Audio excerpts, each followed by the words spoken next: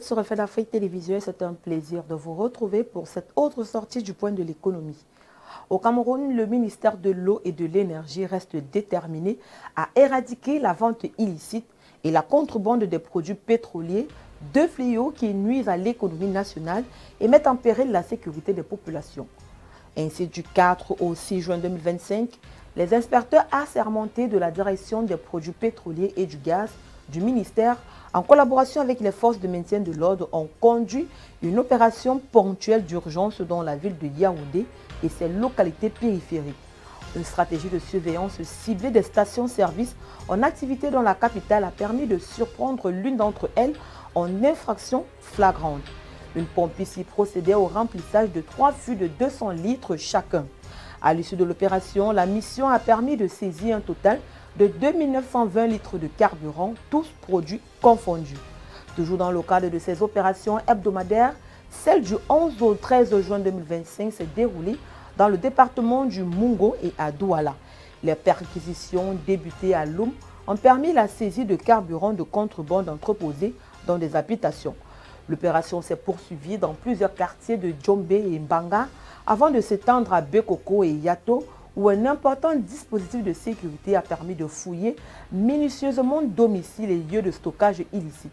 Bilan de la mission, 5070 litres de carburant saisis, tous produits confondus.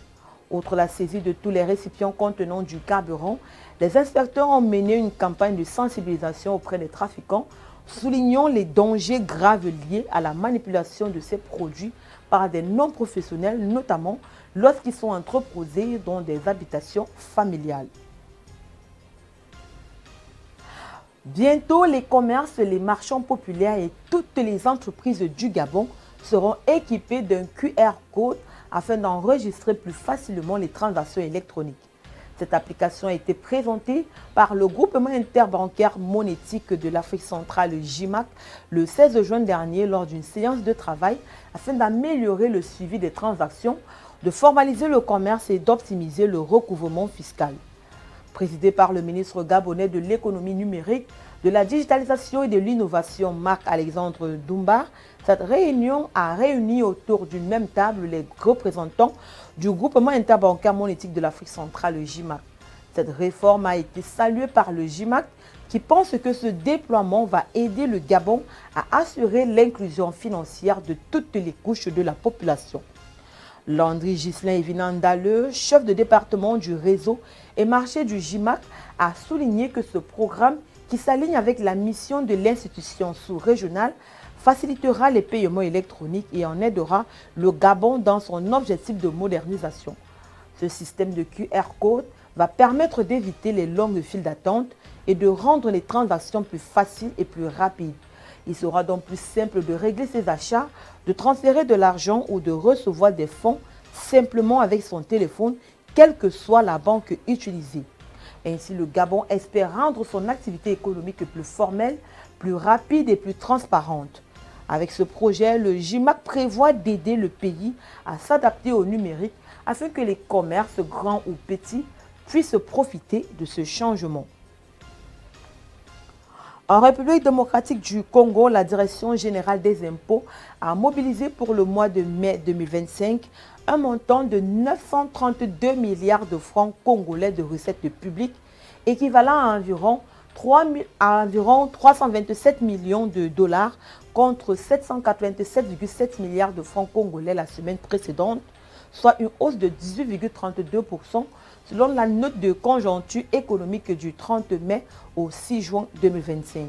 Selon la même source, sur un montant prévisionnel de 1660,2 milliards de francs congolais, les recettes des régies financières ont totalisé 1842 milliards de francs congolais, soit une réalisation de 110,95%. La note a souligné que les prévisions retenues dans le plan de trésorerie de l'État pour le mois de juin fixent les recettes publiques à 1705,0 milliards de francs congolais et les dépenses de l'État à 1808 milliards de francs congolais. La situation financière de l'État a précédé la source, s'est soldée par un déficit de 1324 milliards de francs congolais, financé entièrement par une quantité de la marge de trésorerie antérieures constituées dans un contexte d'émissions nettes négatives. Au cours des 5 premiers mois de l'année 2025, la gestion des finances publiques reste marquée par des mesures de compensation des recettes publiques et d'ajustement des dépenses publiques occasionnées par des manques à gagner et l'expansion des charges publiques liées à la situation sécuritaire dans l'est du pays. Le Togo et la Chine ont fait le point sur la mise en œuvre des accords de coopération issus du Forum sur la coopération sino-africaine en abrégé FOCAC, tenu en mars 2024.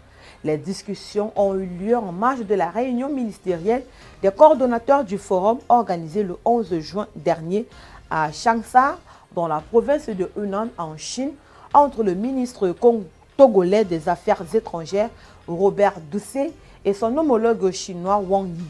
Depuis la clôture du forum, plusieurs projets ont déjà été lancés ou exécutés, touchant des secteurs stratégiques pour le Togo, notamment les infrastructures, la santé, la gouvernance locale et l'agriculture. Parmi les réalisations notables figure la livraison par la Chine de 2400 tonnes de riz d'une valeur de 1,7 milliard de francs CFA, ce dont s'inscrit dans le cadre de l'assistance alimentaire d'urgence promise par Pékin. Alors que de nouvelles discussions sont en cours entre les deux pays, dans d'autres domaines, les deux chefs de diplomatie ont réaffirmé leur volonté de renforcer un partenariat jugé solide et exemplaire. Cette rencontre illustre la solidité du partenariat sino-togolais fondé sur une vision commune du développement et de la coopération internationale, a déclaré le chef de la diplomatie togolaise à l'issue des échanges. Mesdames, Messieurs, c'est ici que nous mettons un terme à cette édition du Point de l'économie. Merci d'avoir été des nôtres. Les programmes se poursuivent sur Reflet d'Afrique Télévision.